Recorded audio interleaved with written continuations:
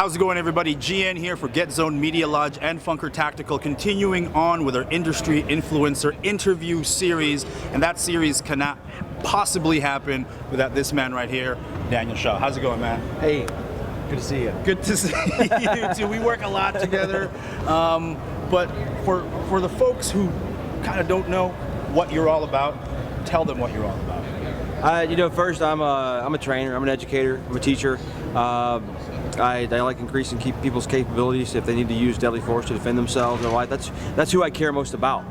Whether they're standing there in front of me in a class, or they're watching a video, or listening to a podcast, or reading an article I write, that's who I'm talking to, and that's who I test things for, I think for, it's who I write for, and I try to be the guy in the industry that exists to help the end user.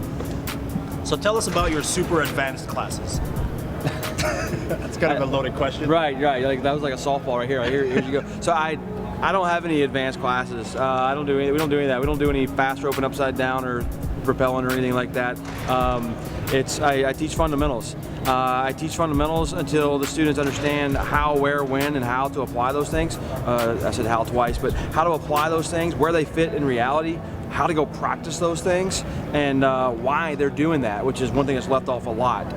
Not just like, okay, here, do this, good job, keep practicing that, you'll get better at it, but I need to sell them a concept, sell them an idea, and then most of the time it's more than one, because I'm a firm believer in there's more than one way, because we have so many different influencers in our environment that we might be fighting in, that they have one application doesn't solve every single problem, but some mixture of multiple may solve every problem given the exact circumstances. I teach fundamentals, and then I drop the students in situations where they have to apply those fundamentals in a less than ideal type environment, and that's when they learn the things you can't put in a PowerPoint, you can't put it in a curriculum. It's specific to each individual what they take away from that. You want to influence this industry, not by how many likes and shares, and I mean, all those things are great, but in what way do you actually want to influence or change this industry? Yeah, I mean, who cares about how many likes or shares you got, how many followers somebody has on Instagram because they shoot guns good? They'll get deals, they'll get things with companies and all those things, but that's not what I'm going after.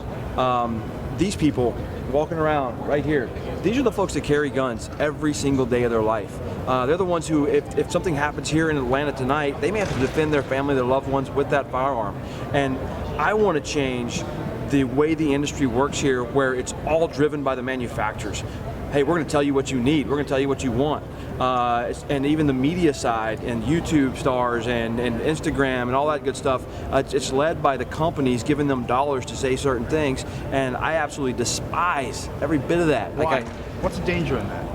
It's unethical.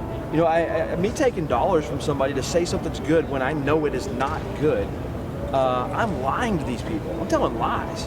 Like that do unto others as if you would want them to do unto you, right? That's the golden rule. And me saying something's great when it's really not, because somebody's paying me money, is wrong. It's right. Now it's okay that some of those things aren't perfect for me, but there may be a niche out there that thing's perfect for, like this certain type of person. So everything doesn't have to meet my expectations for what a good firearm is. I'm not that arrogant, that conceited, because I realize there's so many different applications and different people out there that have different preferences, and I try to write for them and take care of them as well, even though it may not be for me. But I think it's my job. I have a job because I exist in this world because people sign up for classes. I feed my family because people watch videos and they listen to my podcast and they read things that I write. I would not have a job. I would have a real job somewhere if it wasn't for these people, the end users. So I'm not responsible to some company. I need to be fair to that company, but I'm not responsible to them.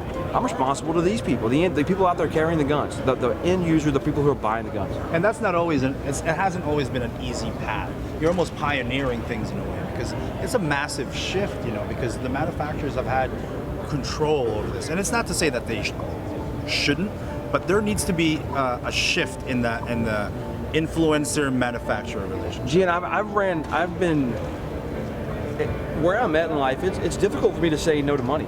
It's not an easy thing to do, to say no to dollars. But I have to do it. It's becoming much more often, and part of me enjoys it, even though I don't like doing it at the same time, if that makes any sense. There's been companies that told me, like, no thanks, then we're not going to work with you, because they've said, hey, we're going to pay you this much money, do this with our stuff. And I'm like, well, yeah, sure. but you got to send me a couple of these, and I'm going to test them for about 6 months. And if it looks like something I can trust my life to, then I'll recommend it to my audience.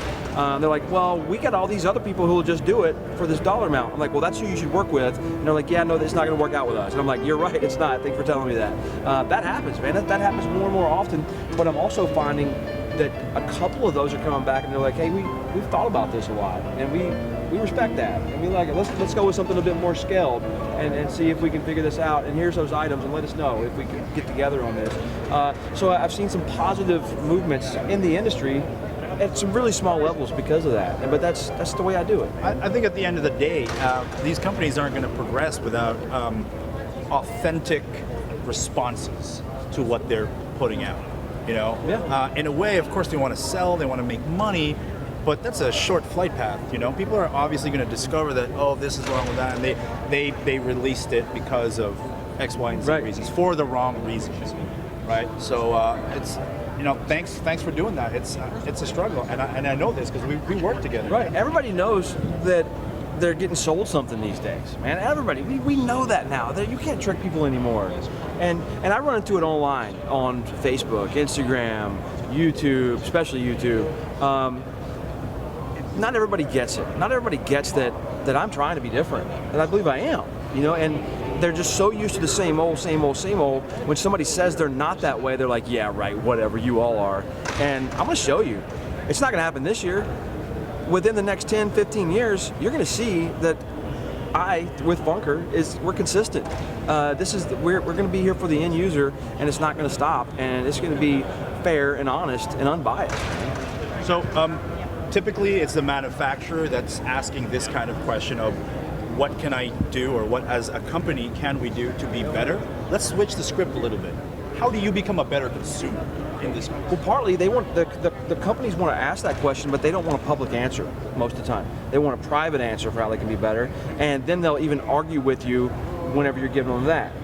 Some of them will. Some of them will be just like, wow, that's great information, thank you.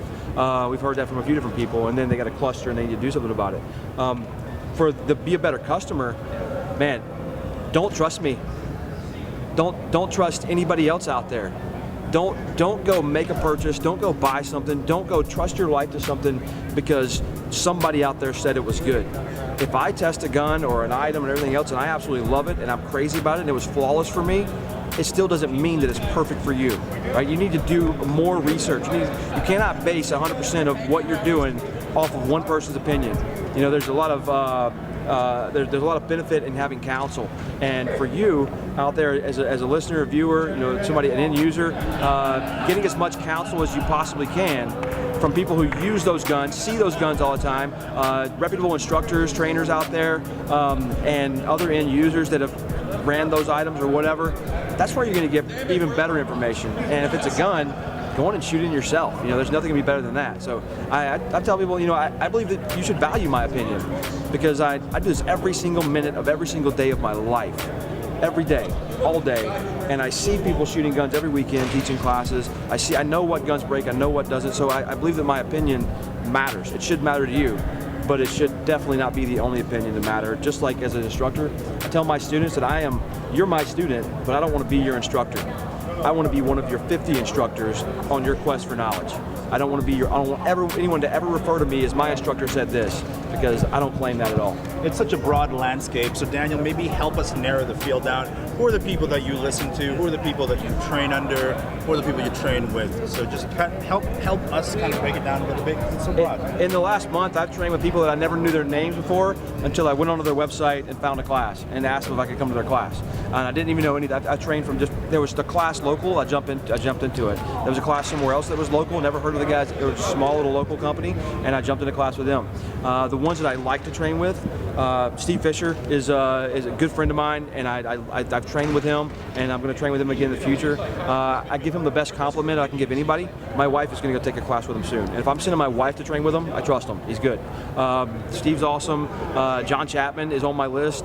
Frank Proctor is on my list. People I want to train with. Mike Pannone. I really want to go spend a couple days in class with Mike Pannone. I could go on for a long time of guys I want to train with. Jeff Gonzalez. There's just tons of guys out there that I want to go get some training from. Now, is there anybody in the social space, perhaps somebody with a YouTube channel that you like, you enjoy watching? And YouTube that I enjoy watching. I subscribe to most of the YouTube channels out there, the popular gun channels, but I don't really get on them a whole lot. I usually end up getting on somebody's channel whenever there's something specific that I'm looking for, you know, and then I end up being over there. There's nothing that I really go after and I'm crazy about that I watch every time. I think all the YouTube channels, I think we're different. I think I'm different than a lot of the YouTube channels out there, and I'm not saying that negative at all. I think that a lot of those channels do a great job for their audience.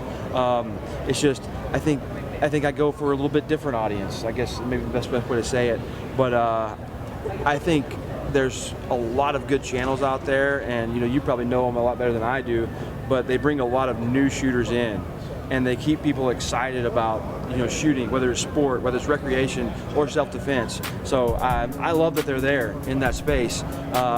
It's the only problem that I have with some of the channels out there is whenever I see them stepping outside of their lane a lot. And what I mean by that is I've got a lane that I stay in, and I always want to broaden that lane. I want to make my lane wider.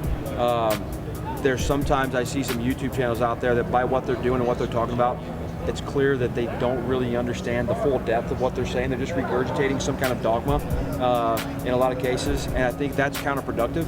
I would like to see that change a little bit in the future, just a little bit more educated influencer, I guess you could say. This should be a bonfire, 4-hour-long conversation. But if people wanted to know more about you and wanting to continue this conversation with you, because this is some really important stuff here, guys. So where do they find you, man? Hey, the best way to find where I'm going to be training is shawstrategies.com. If you want to hear my voice for hours on end, gunfightercast.com. I have exclusives on new guns that are coming out. I have industry leaders on there training competitors. Just a lot of people that you're going to recognize their names come on my show, and we have really good conversations. And listen to the podcast, Gunfightercast at gunfightercast.com. And that's pretty much where Funker Tactical. You can find me all those places. Right on, man. A man whose opinion is not for sale. You're going to remain authentic, and you're going to do things the right way. That's it, man. Cool. Thank you for your time. Guys, once again, my name is Gian from Media Lodge, Funker Tactical, and Get Zone. Thank you very much for watching.